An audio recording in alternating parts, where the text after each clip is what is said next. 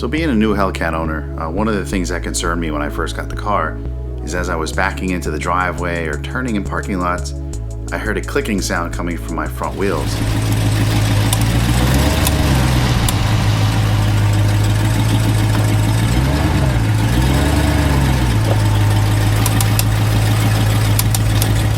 And in this video, I'm going to show you how you can fix it in your driveway for a couple bucks using the method from the Star Bulletin posted by FCA.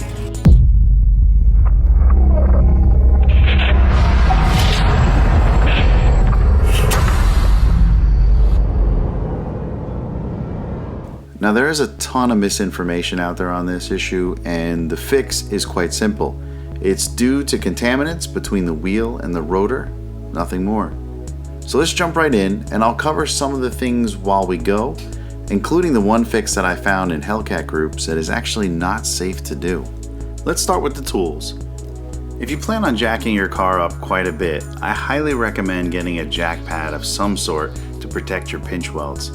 I bought these ZL1 premium mag pads over 4 years ago for the Scat pack, and after all the times I had that car up and down, my pinch welds looked like new.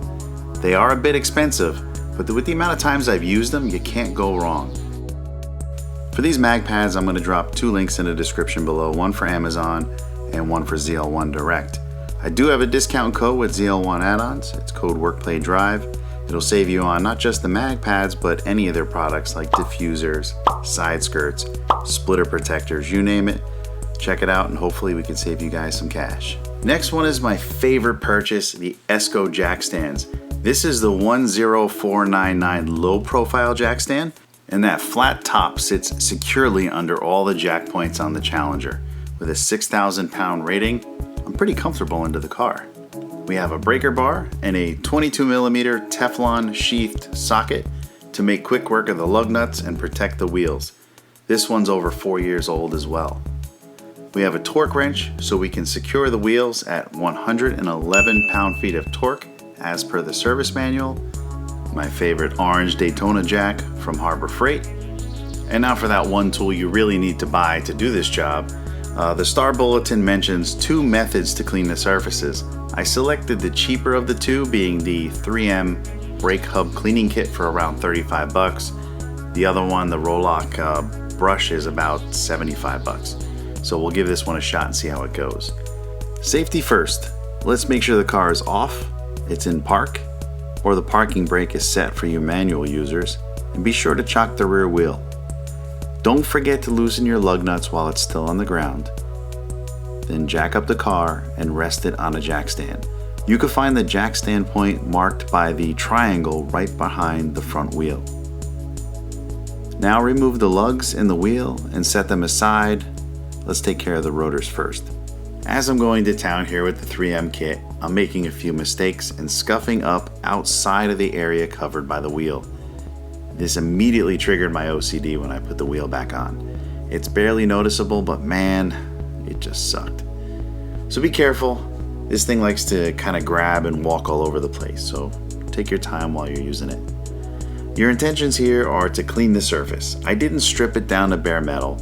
I just went at it until it was smooth to the touch. And again, just be careful to try and keep within the area covered by the wheel. Alright, the same thing goes for the mating surface of the wheel. Your goal is not to strip off the metal, but to simply remove the debris and get it to a clean surface. By the way, all the tools that I use and love can be found in the description below. If you click on my Amazon affiliate links, you pay the same low Amazon prices, but Amazon shares a small bit of their profit with me to help me make more videos like this one. And a special thanks to all of you guys that are already making purchases. It really does help speed up the process of me getting tools, necessary hardware, products to test, and even equipment to record this stuff. So thank you guys for helping out. As I was digging into this issue, I found a bunch of fixes. The first thing you should try, of course, is to make sure your wheels are torqued correctly. The service manual shows that 111 foot-pounds of torque are needed for the SRT wheels.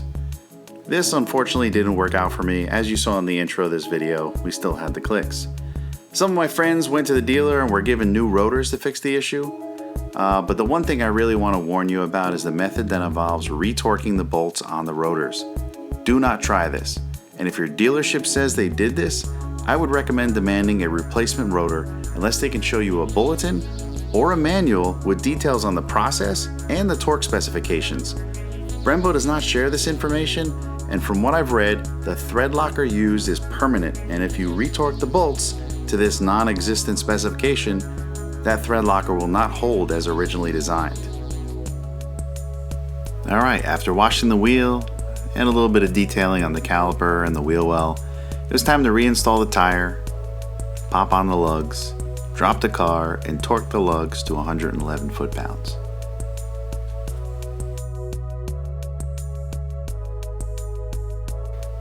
This is where I noticed I kind of colored outside the lines with the rotor cleaning kit, so just remember to be careful.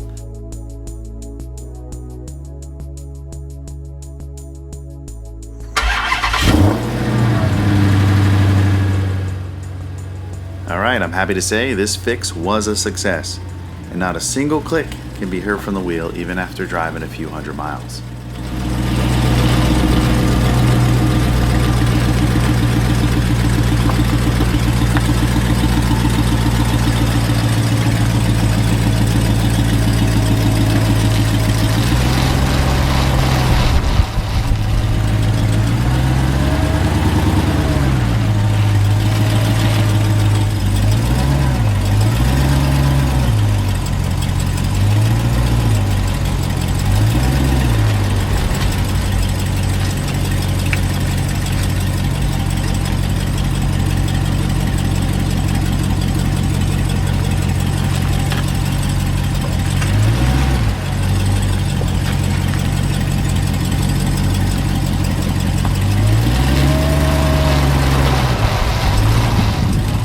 I hope this video helped you out, and if it did, be sure to gently press that like button. If you're stopping by for the first time, please consider subscribing, and as always, thanks for watching.